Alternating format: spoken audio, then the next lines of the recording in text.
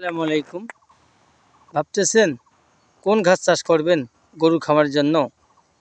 আজকে এই ভিডিওটা তার জন্য। গরুর জন্য আপনারা এই জারা ঘাস চাষ করবেন।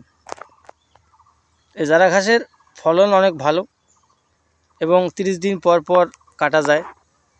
একবার রোপণ করলেই এই ঘাস 5 থেকে 7 বার সেখান থেকে ঘাস পাওয়া যায়।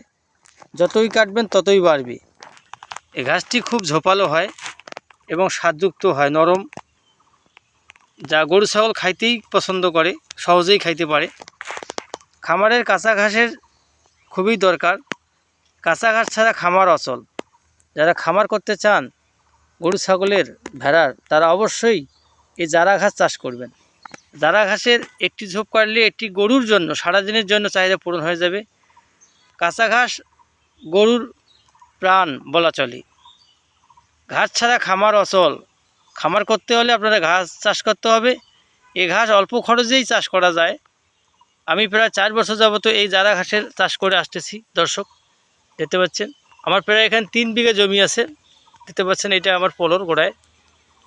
এই ঘাসের আমি বাজারজাত করি এবং জারা ঘাসের কাটিং খামারদের মাধ্যমে পৌঁছায় দিই, কুরিয়ার সার্ভিসের মাধ্যমে।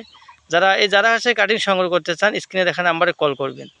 পরিপক্ক এবং তাজা কাটিং আপনাদের মাঝে দিব। আর ভালো লাগলে, ভিডিও ভালো লাগলে লাইক কমেন্ট শেয়ার করবেন। চ্যানেলটি সাবস্ক্রাইব করে পাশে থাকবেন। নিত্য নতুন ভিডিও পেতে সাবস্ক্রাইব করে সাথে থাকবেন। ধন্যবাদ।